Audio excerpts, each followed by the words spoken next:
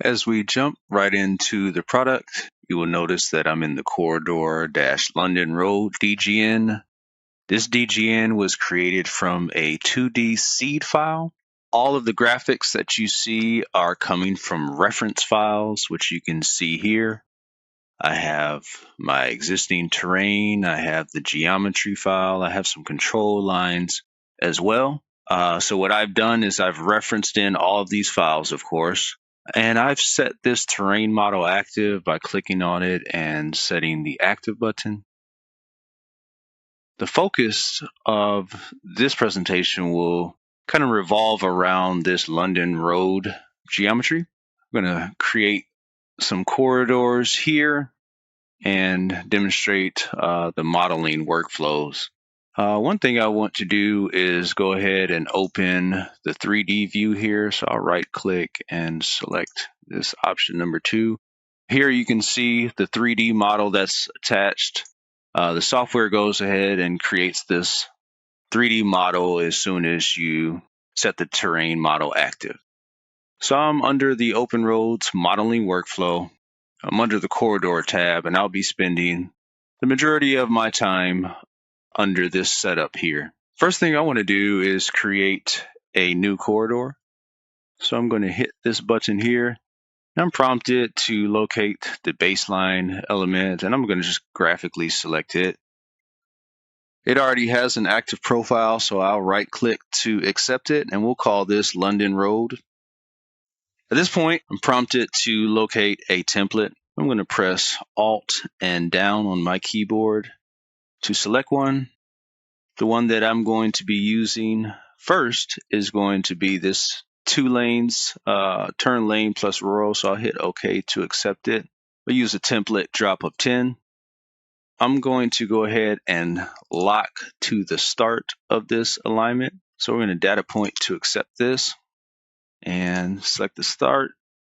And for the stop, I'm going to just tentatively snap here on this construction element. I'm doing that by left and right mouse clicking simultaneously, and then I'm going to left mouse click to accept that, and left mouse click to accept that drop interval. As you can see here, the software has created our corridor. You can see it here in the 2D model and also in the 3D model. To kind of clean up the visualization here, I'm going to turn off the 3D model that is referenced in here. If you notice here, we can see some of the linear features that represent edges of pavements. Also, we can see where it's daylighting and the end conditions are finding the existing terrain. Additionally, if we look in this 2D view, we zoom in here, we can see this graphic here, which is going to be actually the corridor handle. And if you click and hover over it, you can get all of these dialogues. Some of the corridor creation tools are available here. You can do some corridor processing. We won't spend a whole lot of time on that. Just wanted to make note that it is there. And then this magenta graphic represents your template drop.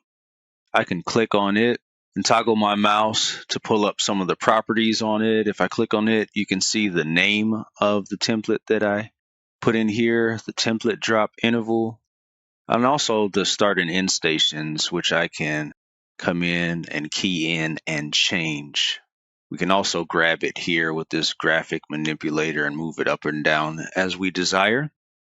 One thing to note is that these graphics are construction class graphics. So if I look at the view attributes in this view, you can see that my constructions are toggled on. We can toggle them off and they disappear. Every so often we get a question in our support group about why I cannot see the handles of my corridor or the template drop graphics. So we always, first thing to do is come in here and turn on your construction class. Now I want to drop a new template onto this corridor. So I'm going to use the new template drop command. This time I'm going to select the urban template and hit OK on that. Still going to use the template drop of 10. So I'm prompted to locate my corridor, which I'll do. A data point to select this one. I'm actually just going to graphically click on this as the start station and then the end station. Let's zoom out and somewhere, let's just end it right here. Data point to accept all these prompts. Corridor processes, and it's going to update, create all my linear features, update the corridor with the new template. We can see here where the urban meets the rural template, and it extends all the way down to approximately station 91 plus 00. Thanks for watching. If you found this video helpful, please give it a like and share it with others. If you want to see more like it, please consider subscribing to this and Bentley's other channels. Thank you, and see you next time.